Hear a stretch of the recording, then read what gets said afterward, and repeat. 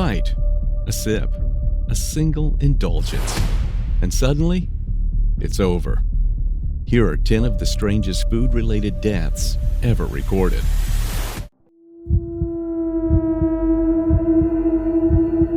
Few online trends have stirred as much debate and sorrow as the notorious one-chip challenge, a viral dare that tests bravery and spice tolerance by consuming a single tortilla chip infused with Carolina Reaper and Naga Viper peppers.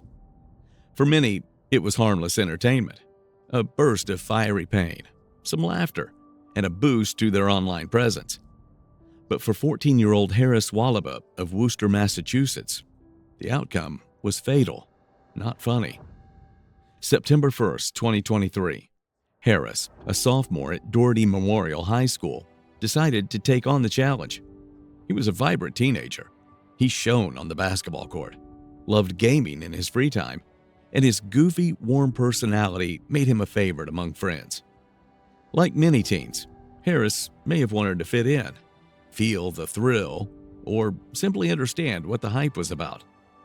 But shortly after eating the chip, his experience took a dangerous turn. Harris began to feel severely unwell.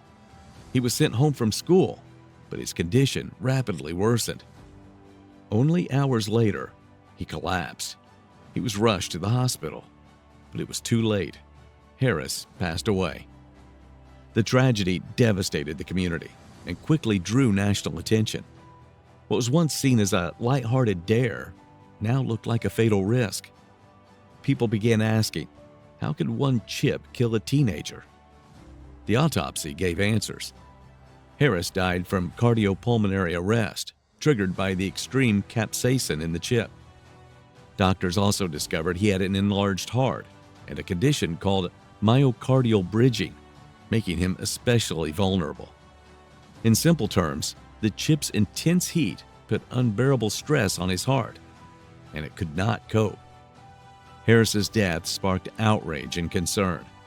The one-chip challenge, produced by Paqui, a Hershey subsidiary, came in a coffin-shaped box with clear warning labels. But despite the ominous packaging, minors could still buy it directly from stores. And Harris's story proved the warnings weren't enough. In the wake of his death, Paqui removed the product from shelves and officially ended the challenge in September of 23. But for Harris's family, that decision came too late. In July 2024, they filed a wrongful death lawsuit against Paqui, Hershey, Walgreens, and others. The claim? What do you want to happen in terms of that chip company? I wanted it to shut down. Yeah, I don't want it to happen to anybody. The chip was marketed irresponsibly and sold to minors despite its known risk. Harris's family described him as a teenager full of life and promise, a boy who could still be here, experiencing milestones, chasing dreams. Their hope now is that their lawsuit will spark change, that it will prevent another tragedy, and that companies will take more responsibility for the dangerous trends they help create. The one-chip challenge may have started as a joke, but Harris's story is a sobering reminder. Some things are no laughing matter, and sometimes the consequences are fatal.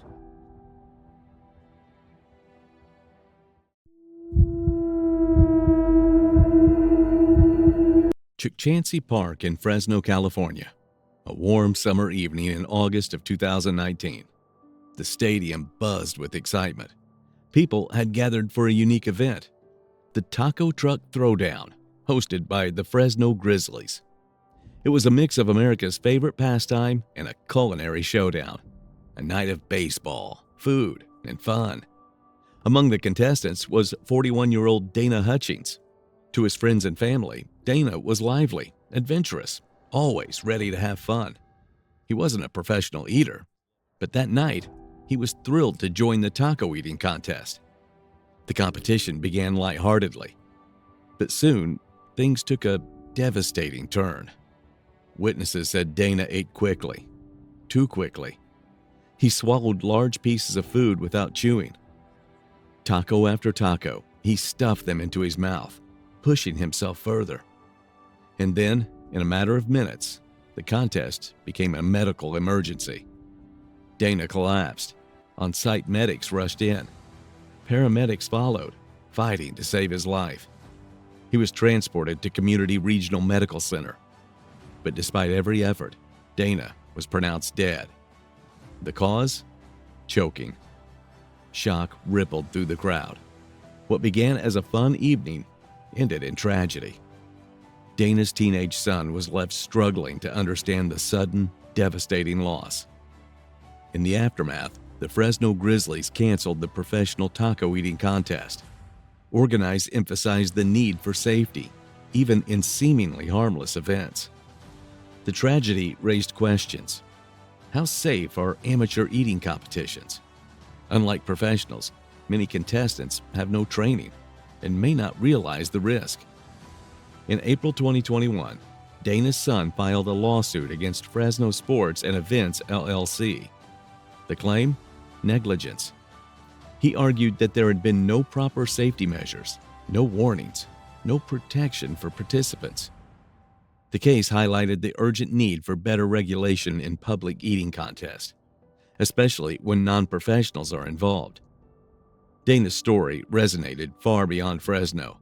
It became a sobering reminder that even joyful moments can carry deadly consequences. Behind the headlines, a family grieved, a community reflected, and people asked, how can such tragedies be prevented in the future? As Fresno remembers Dana Hutchings, there is a collective hope that his legacy will bring change, that safety and well-being will always come first.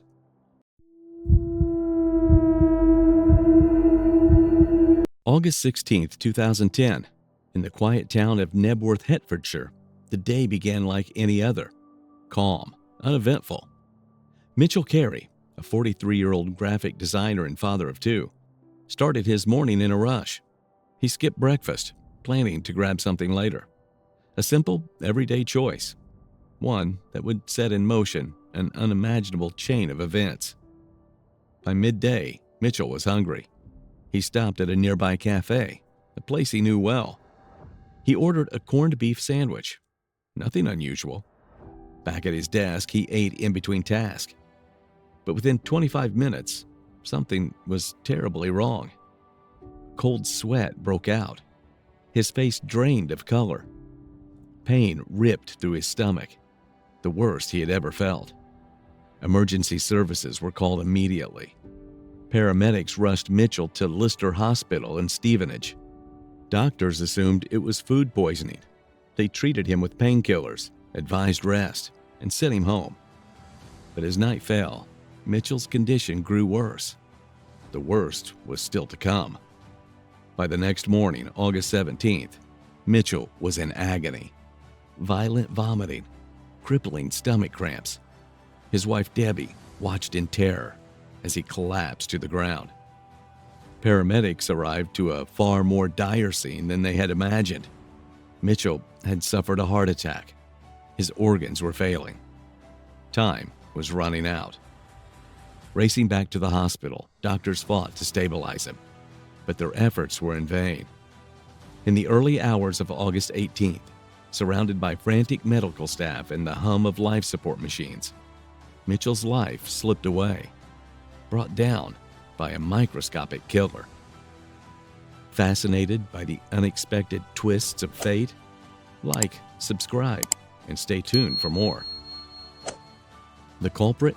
Clostridium perfringens, type A, a rare, fast-acting bacterial infection with only a handful of documented cases worldwide. Once in the bloodstream, it spreads like wildfire, overwhelming the immune system and shutting down vital organs. Fatal almost every time. In Mitchell's case, the likely source was that ordinary sandwich. Yet investigators found no trace of contamination in the cafe or its suppliers. The uncertainty was devastating. There would be no charges. No one held accountable. For Mitchell's family, it was another cruel blow. Tragedy had already touched his life. In 1998, his first wife, Anna Wilson, had died of a rare cancer at just 31. Anna, daughter of TV presenter and former Arsenal goalkeeper Bob Wilson, left an indelible mark on Mitchell's heart. He remained close to her family, who treated him like a son. Years later, Mitchell found love again. In 2004, he married Debbie Smith, a close friend of Anna's. Together, they built a new life. With their two sons, Dylan and Ewan, life in their quiet town seemed steady, until fate struck once more. For coroner Edward Thomas, Mitchell's case was among the rarest he had ever seen. He ordered it to be shared with the Department of Health to raise awareness. The official cause of death: multiple organ failure caused by a rare bacterial infection.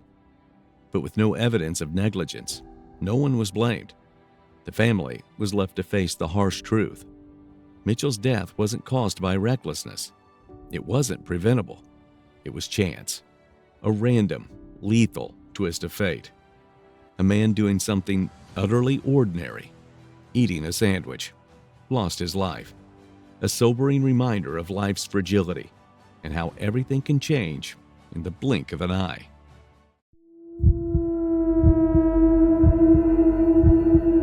In the quiet Welsh town of Aberystwyth, on October 10, 2014, a chain of events began that would leave a lasting impact. Vera Williams, a 75-year-old resident of Latudno, started her day with a peaceful breakfast. The smell of toast filled her home, a comforting, familiar ritual. But what seemed like an ordinary morning was about to take a tragic turn. As Vera ate, a jagged piece of toast became lodged in her throat. There was no dramatic struggle, just sudden, sharp discomfort. Like many would, she downplayed the pain. But inside her body, something serious had begun. Vera had a long history of severe heart disease. So, erring on the side of caution, she visited Eastby Glen Clew Emergency Department. The junior doctor examined her throat. No swelling, no bleeding, no visible blockage. With no warning signs, Vera was sent home. No further tests were run. But the pain remained.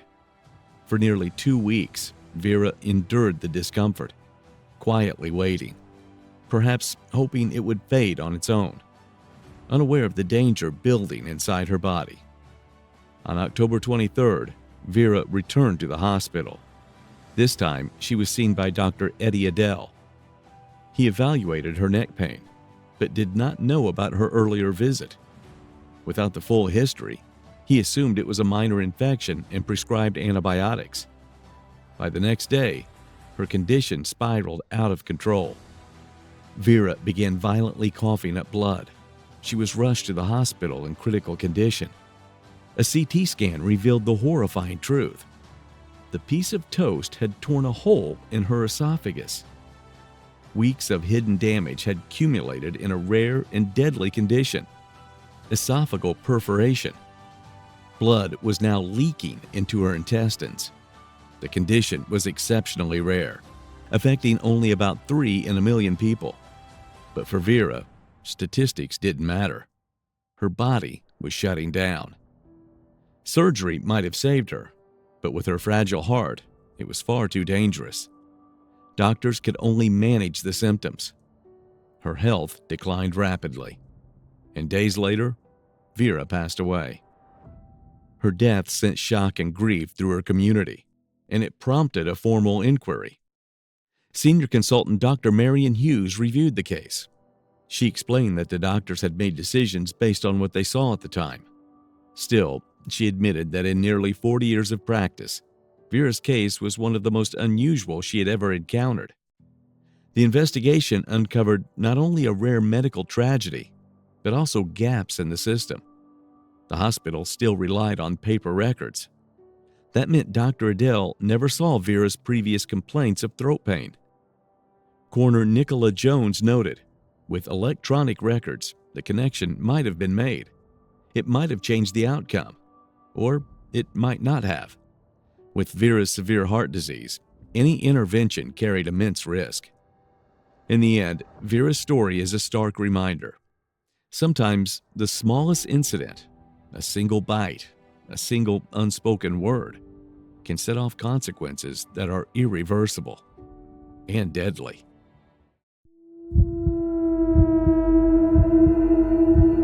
In 2007, the Nintendo Wii was flying off store shelves. To ride the wave, a California radio station created a quirky contest called Hold Your Wii for a Wii. The rules sounded simple. Contestants had to drink massive amounts of water and hold it for as long as possible. The last one standing would win a brand new Wii console. At first glance, it seemed like harmless fun. But what started as a goofy promotion quickly spiraled into one of the darkest moments in radio history.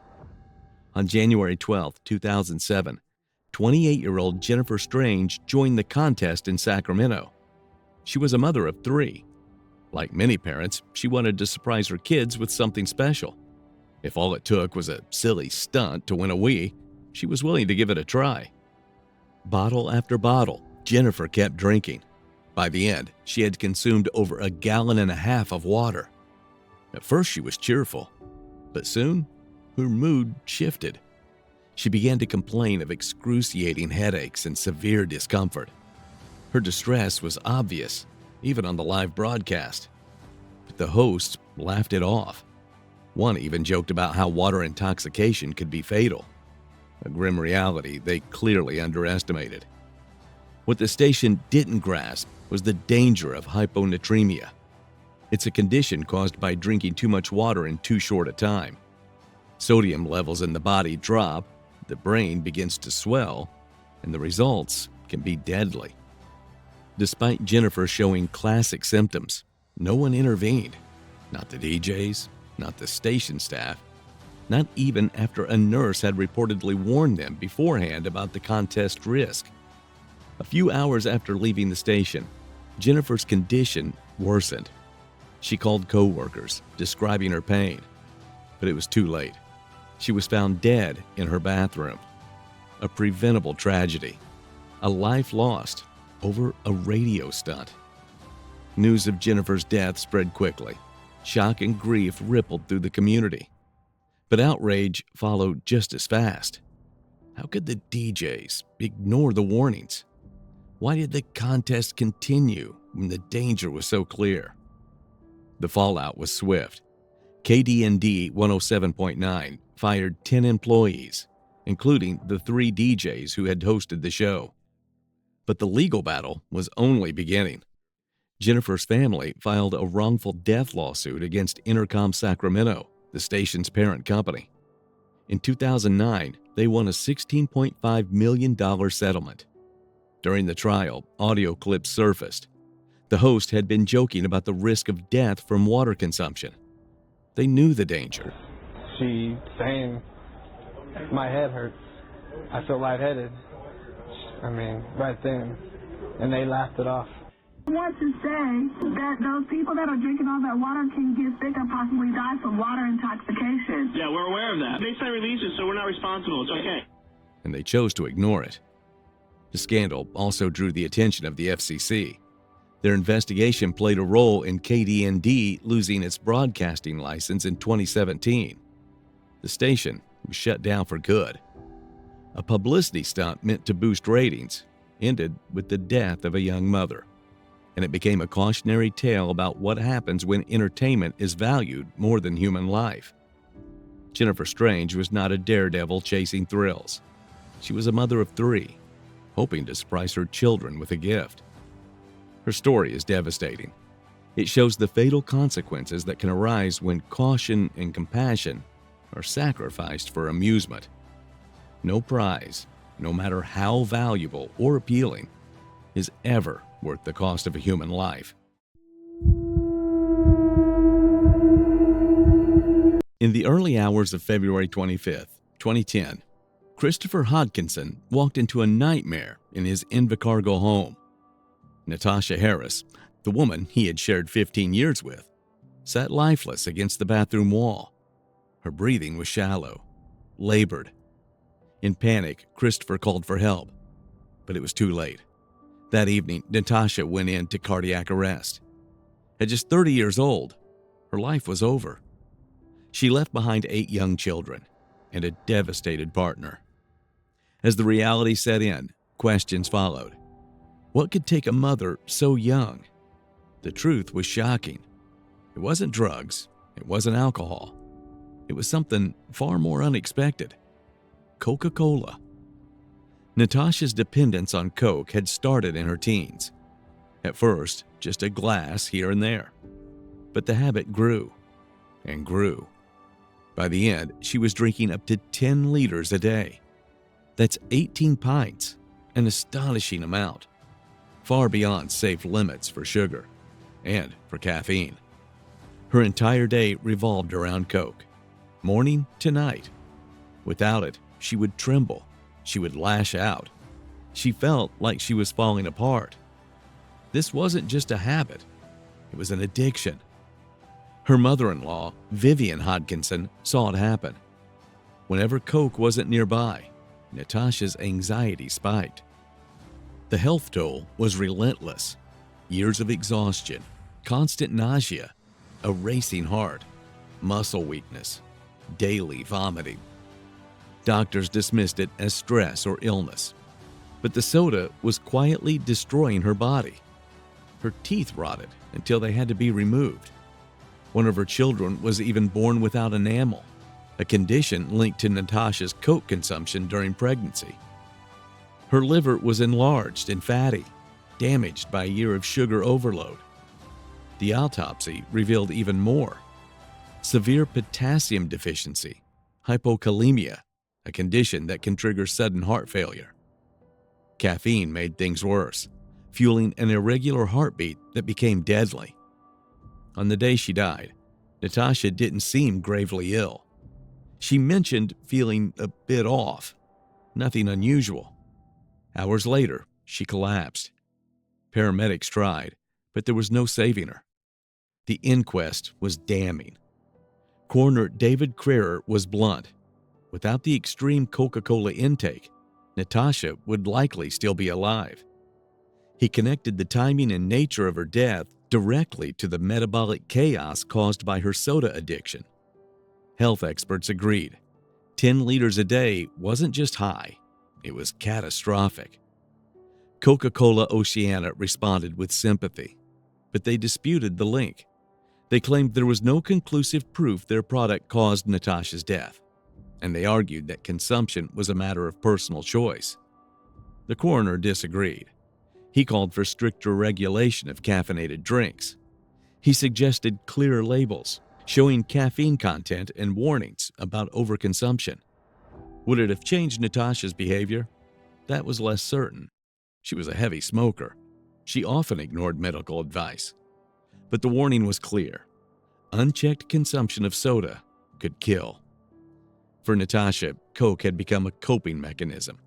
Her sister Rayoline explained it best. While others turned to alcohol or drugs, Natasha turned to soda. She poured her energy into her kids, often skipping her own meals.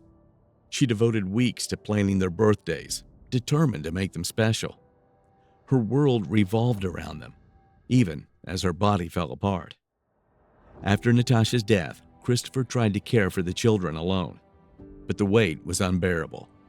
Eventually, the children were placed in state care.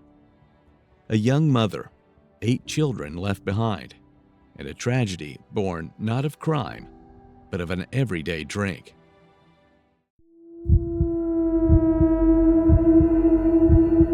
The sun had just set over Mumbai on July 20th, 2022. In the tight alleys of Malad West lived 27-year-old Rekha Nishad. Determined, resilient, forging her path despite life's obstacles.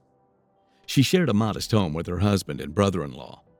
But on that night, a small, seemingly insignificant detail would trigger a chain reaction. Their house was under siege by an enemy familiar to many in Mumbai. Rats. Rekha, resourceful as always, came up with a plan.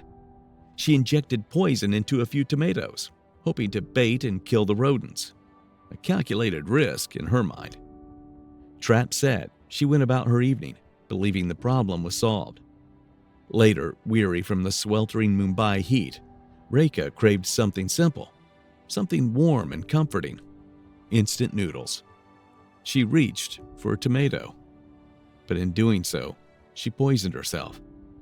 The tomato went into the pot, and with it, a fatal mistake. At first, it was just mild discomfort. Then came searing pain in her stomach. Nausea drained her strength. Alarmed, her family rushed her to the hospital, but the poison spread quickly, ravaging her body. Despite frantic efforts from doctors, it was a losing battle. On July 22nd, just 2 days later, Reka died. Her family was left shattered, their grief unending. Tragedy struck again weeks later, August 13th. Sakinaka, another corner of Mumbai. This time, it was 24-year-old Kaju Par. Her life, too, was about to be cut short by a preventable mistake. Kaju hadn't been feeling well. A stomach ache, general discomfort. Reaching for relief, she grabbed what she thought was some medicine. But it wasn't medicine. It was rat poison. She swallowed it, only realizing the error moments too late. The poison burned through her throat, igniting panic and terror. Desperate, she called her mother. Through sobs and agony, she begged for help. Her mother and brother rushed to her side, racing her to the nearest hospital. But the poison was already at work. One hospital after another, each transfer a desperate attempt at better care. But her condition grew worse. The toxin had ravaged her liver. Her organs were failing. Despite every effort, her body gave out. On August 19th, 6 days after the mistake, Kaju died. Her husband, Abhishek, was away on a trekking trip. When he returned, he walked into a silence so heavy, no warning could have prepared him. The police investigated. There was no foul play, just a tragic, preventable accident. A fleeting distraction had cost a life. 2 young women, 2 families, both torn apart by mistakes that should have never happened.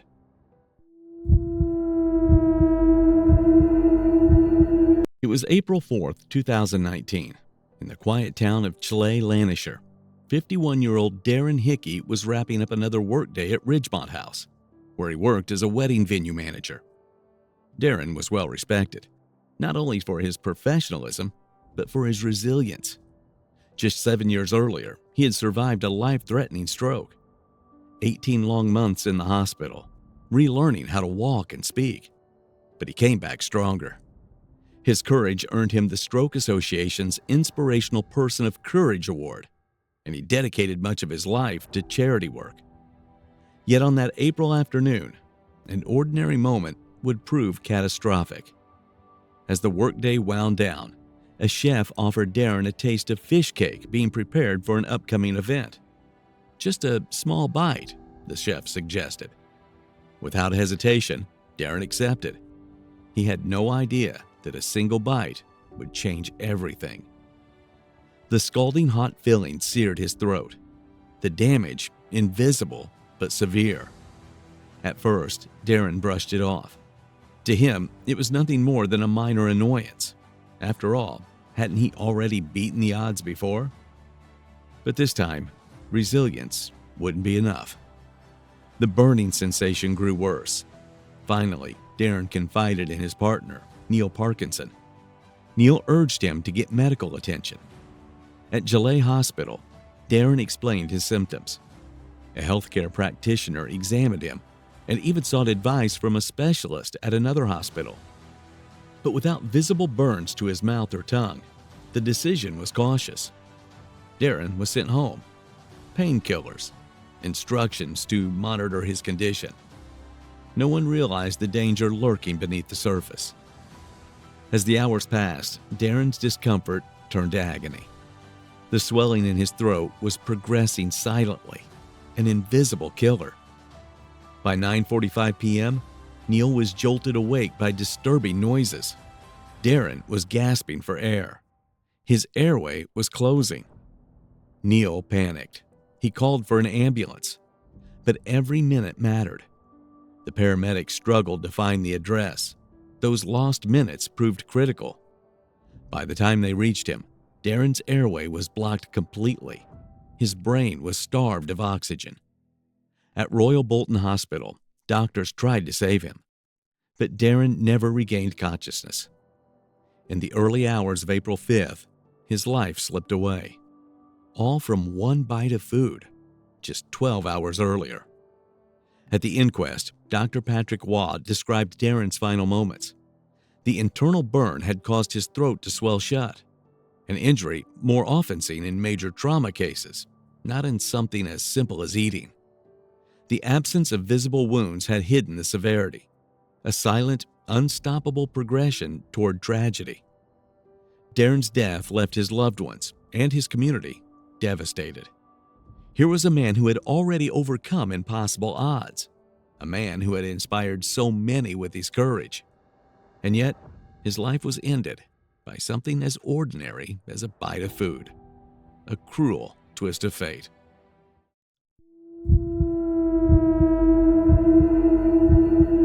In October 2023, a bizarre and tragic event in Gwangju, South Korea captured worldwide attention.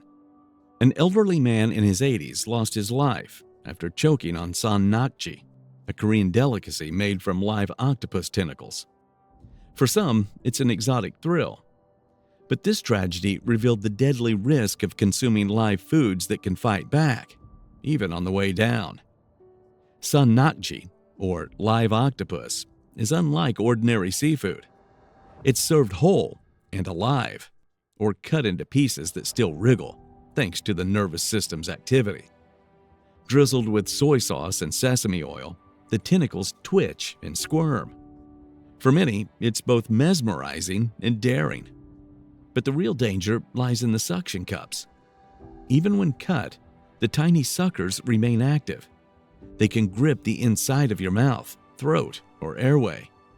And in this case, they did. A piece of octopus latched on to the man's airway. Despite efforts from emergency responders, he could not be revived. What began as a normal meal ended in tragedy. This was not the first time. Since the early 2000s, choking on sannakji has claimed multiple lives in South Korea. And the elderly are particularly vulnerable, even when the dish is cut into smaller pieces and chewed carefully. In Gwangju, the man suffered cardiac arrest from asphyxiation. A single bite proved fatal. Still, sannakji holds a powerful place in Korean food culture. For many Koreans, it's more than a dish. It's a tradition, a challenge, and a symbol of culinary heritage. Tourists, too, are drawn to its danger and novelty. Eating live octopus becomes an experience few ever forget. But with that thrill comes undeniable risk. Health officials urge caution. Cut tentacles into small, bite-sized pieces. Chew slowly and thoroughly. And never mix it with alcohol. It dulls the swallowing reflex and raises the risk of choking. In light of the Gwangju tragedy, some now call for stricter guidelines in restaurants that serve sonnakji, especially for elderly diners. Because no matter how deep the tradition, safety should come first. As the news spreads, people are asking difficult questions. Where is the line between cultural pride and public safety? Sonnakji may be bold, unforgettable, even iconic. But this tragedy is a reminder. Sometimes the food on your plate puts up a fight.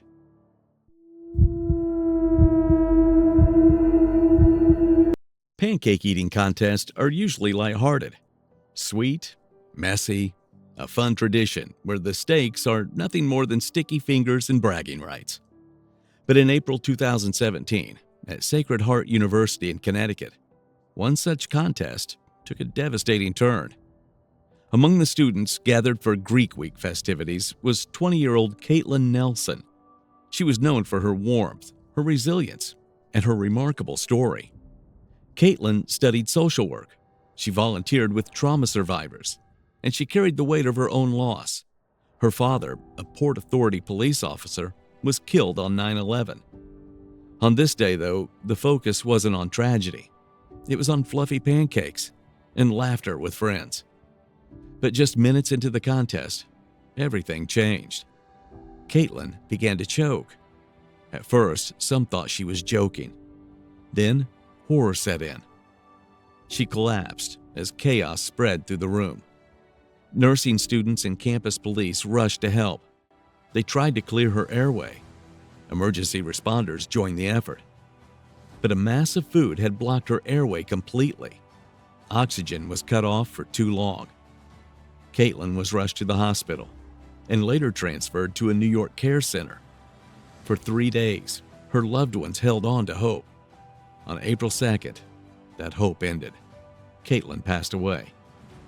The news stunned Sacred Heart University. A community built on energy and youth suddenly faced unimaginable loss.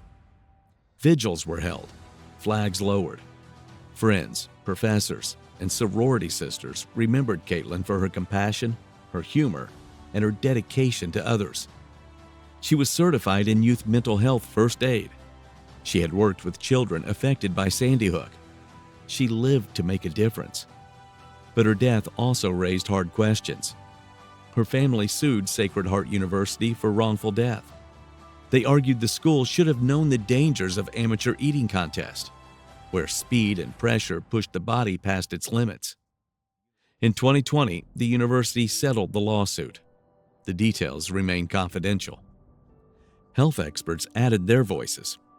Eating contests may look harmless, even fun, but without medical staff on site, the risks are real. Choking, aspiration, even death. Caitlin's story forced universities across the country to reevaluate. Some schools eliminated eating contests altogether. Others rewrote event policies with safety at the center. For her family and friends, Caitlin is remembered for her joy, her love, her resilience. For others, her story is a sobering reminder. Even in moments of celebration, tragedy can strike without warning. Life can change in an instant, leaving behind memories and the haunting question of what if. Click on the next video to see more shocking videos.